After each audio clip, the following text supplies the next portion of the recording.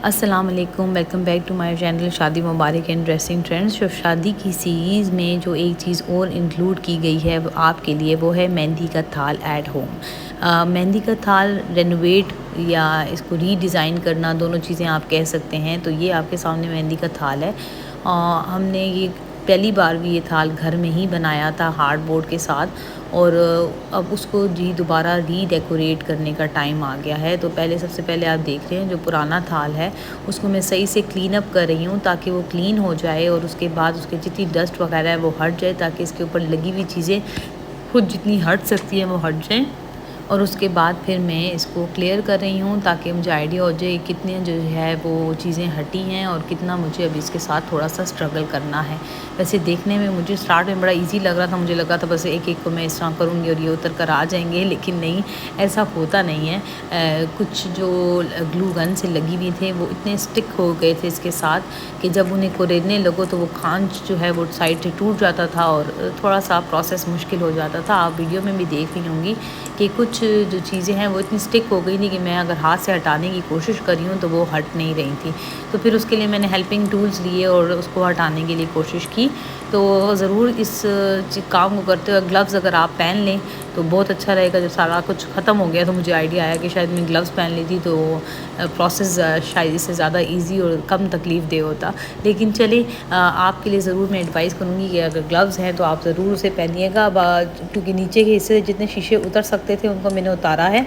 शीशे मेरे गिराने का कोई इरादा नहीं है, मैं इसको रीयूज़ करना चाहूँगी, लेकिन डेफ़िनेटली जो ठीक है उन्हें रीयूज़ करूँगी।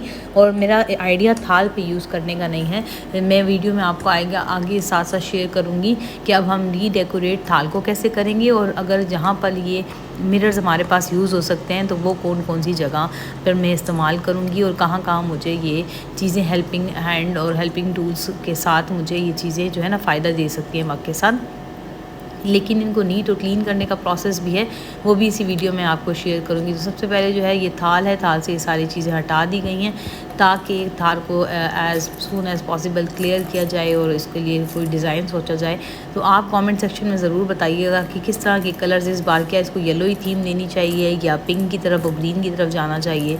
तो आप ज़रूर मुझे बताइएगा कि इसको इस दफ़ा रीडेकोरेट करने का अगर आपके जहन में कोई आइडिया है तो ज़रूर शेयर करिएगा।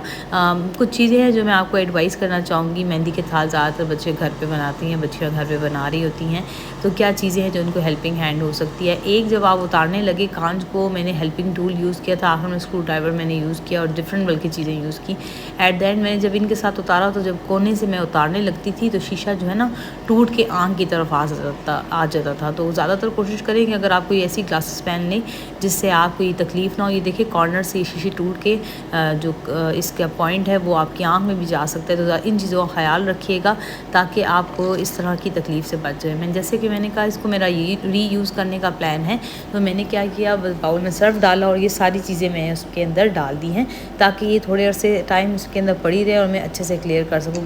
एटलीस्ट इस प्रोसेस को लाजमी आप ग्लव्स के साथ करिएगा, क्योंकि डेफ़िनेटली अगर आप को ये डर है कि ये चुभ सकते हैं तो इस वजह से ख़याल करना ज़्यादा बेहतर है। अब मैंने इसको जी वॉश किया है और वॉश करके जितना मैंने इसको छोड़ना था आधा घंटा वो छोड़ दिया।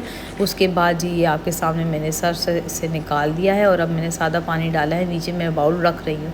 तो इंशाल्लाह मिलेंगे अगले प्रोसेस में।